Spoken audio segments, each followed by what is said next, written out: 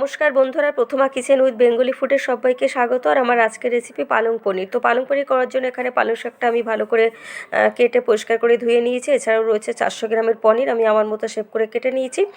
আর এটা করার জন্য আর যা যা উপকরণগুলো লাগবে, এখানে আছে গোটা জিরে, জিরের গুঁড়ো, মিল্কি ক্রিম, কয়েকটা চেরা কাঁচা লঙ্কা, 100 গ্রাম টক দই, আর রয়েছে চিনি, আছে লবণ, আর আছে ধনিয়া পাউডার আর আদা কুচি।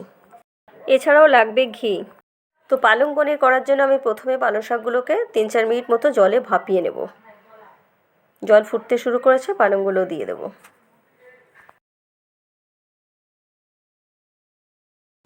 তো পালং পনিরের পালংগুলো আমি 3-4 মিনিট ভাপিয়ে নিয়েছি। এখন আমি এটাকে তুলে ঠান্ডা জলে রাখবো, তাহলে এই সবুজ ভাবটা নষ্ট হবে না। তো এখন ঠান্ডা জল থেকে পালং শাকগুলোকে তুলে আমি মিক্সারে পেস্ট করে নেব।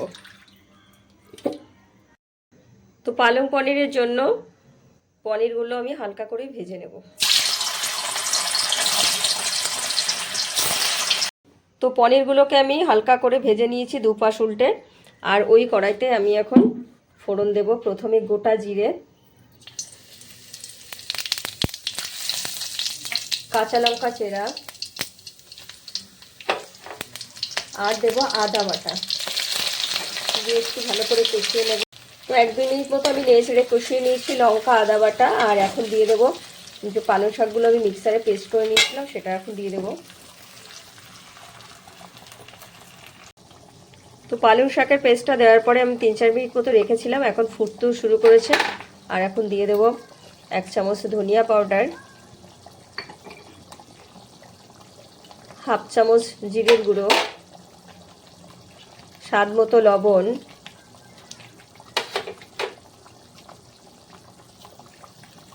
স্বাদ মতো চিনি,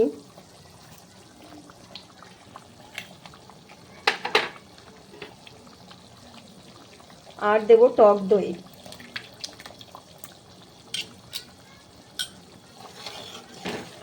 ভালো করে কিছুক্ষণ কষিয়ে নেব। তো সব মশলাগুলো দেওয়ার পরে আমি 3-4 মিনিট মতো ভালো করে কষিয়ে নিয়েছি। আর এখন দিয়ে দেবো ভেজে রাখা পনিরগুলো। আর এখন দিয়ে দেবো মিল্কি ক্রিম, 2 চামচ মিল্কি ক্রিম।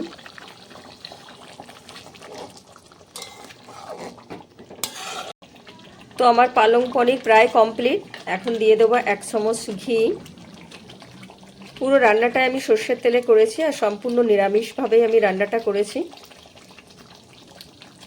আর ঘি দেওয়ার পরে আমি 1 মিনিট মতো একটু নেড়ে ছেড়ে নেবো, তারপরেই কিন্তু নামিয়ে নেব। তো আমার পালং পনির রেসিপি পুরোপুরি কমপ্লিট, সার্ভ করার জন্য একেবারে রেডি। বিশেষ করে শীতের সময় কিন্তু এই পালং শাকটা পাওয়া যায়। আর পালং শাকটা কিন্তু পনিরের সাথে রান্না করলে বাচ্চারাও কিন্তু খেতে ভালোবাসে। নিরামিষ হিসাবে কিন্তু এই আইটেমটা আমি করেছি সম্পূর্ণ নিরামিষভাবে। তো এইভাবে প্রতিটা স্টেপ দেখে ট্রাই করো, নিশ্চয়ই ভালো লাগবে। ভালো লাগলে লাইক কমেন্টস করো, আর আমার চ্যানেলটিকে সাবস্ক্রাইব করে আমার পাশে থেকো। আর আমার সমস্ত ভিডিওর আপডেট আগে পেতে পাশে থাকা বেল আইকনটি প্রেস করো। আর সবাই খুব ভালো থেকো, সুস্থ থেকো।